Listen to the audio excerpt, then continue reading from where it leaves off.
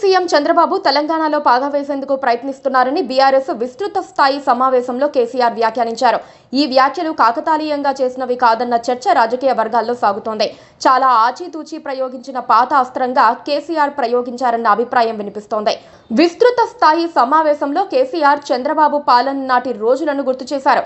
తాను తెలంగాణ ఉద్యమాన్ని ఎత్తుకోవాల్సి వచ్చిన పరిస్థితుల్ని వివరించారు. కనీసం తన పార్టీకి కార్యాలయం దొరకనీయకుండా చంద్రబాబు చేశారని గుర్తు చేశారు. కొండా లక్ష్మణ్ బాపూజీ జల దృశ్యంలో తన ఇంటినే కార్యాలయంగా ఇస్తే దాన్ని చంద్రబాబు కూల్చివేశారని చెప్పారు. ఈ వ్యాఖ్యల ద్వారా తెలంగాణ ప్రాంతానికి చంద్రబాబు ప్రధాన శత్రువు అని చెప్పే ప్రయత్నం చేశారు కేసీఆర్. చంద్రబాబు అడుగు పెడితే అవే పరిస్థితులు పునరావృతమవుతాయని హెచ్చరికను పార్టీ శ్రేణులకు ప్రజలకు పంపే ప్రయత్నం చేశారు. తెలంగాణ ఏర్పడిన తర్వాత జరిగిన తొలి శాసనసభ ఎన్నికల్లోనూ కేసీఆర్ ప్రధాన ప్రచారాస్త్రం చంద్రబాబే. తెలంగాణను అడ్డుకున్న వ్యక్తిగా చంద్రబాబును ఆ ఎన్నికల్లో కేసీఆర్ ఆరోపించారు. తెలంగాణను అడ్డుకునేందుకు టీడీపీ ఎమ్మెల్యేలతో రాజీనామాలు చేయించిన చంద్రబాబు తిరిగి తెలంగాణ రాజకీయాల్లోకి ఎలా రానిద్దామంటూ ప్రతి సభలో కేసీఆర్ ప్రజలను ప్రశ్నించారు.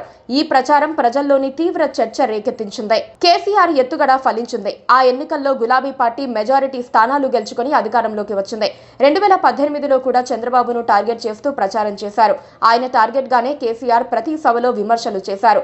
కాంగ్రెస్ తో పొత్తు పెట్టుకుని తెలంగాణపై పెత్తనం చేయడానికి వస్తున్నారని తీవ్ర స్థాయిలో సెంటిమెంట్ రగిల్చారు. అప్పుడు కూడా చంద్రాస్త్రంతోనే కేసీఆర్ పవర్లోకి వచ్చారు. అధికారం కోల్పోయి ఏడాదిన్నర అవుతున్న టైంలో పార్టీ విస్తృత స్థాయి సమావేశం వేదికగా కేసీఆర్ చంద్రబాబు అస్త్రాన్ని బయటకు తీశారు. తిరిగి ఎన్డీఏ పేరుతో చంద్రబాబు తెలంగాణలో రాజకీయాలు చేయనున్నారని, ఇది తెలంగాణ ప్రాంతానికి నష్టం చేస్తోందని చెప్పేందుకు కేసీఆర్ విమర్శలు చేశారు. ఓవైపు చంద్రబాబు ఏపీ సీఎంగా ఉంటూ తెలంగాణలో రాజకీయాల్లో కూడా అడుగు పెడితే తెలంగాణకు అన్యాయం, ఏపీకి లాభం జరుగుతుందన్న లాజిక్ ను వాడే ప్రయత్నం చేస్తున్నారు కేసీఆర్.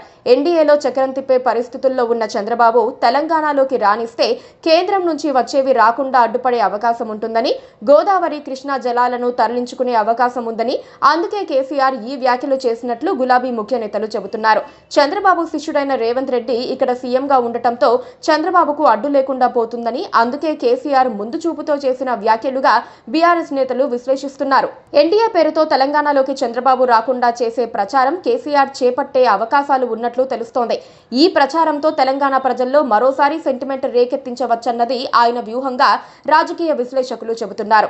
2014, 2018లో మెజారిటీ స్థానాలు బీఆర్ఎస్ గెలవడానికి కారణం తెలంగాణలో చంద్రబాబు ప్రచారం చేయటమే అన్న విశ్లేషణలు ఉన్నాయి. అయితే చంద్రబాబు తెలంగాణలో బీజేపీతో కలిసి ఇప్పటికీ అయితే పని చేయటం లేదు. మరి కేసీఆర్ కు ఉన్న సమాచారం ఏమిటి అన్నది తెలియాల్సి ఉంది. Please subscribe to KTV Telugu. KTV Telugu. KTV Telugu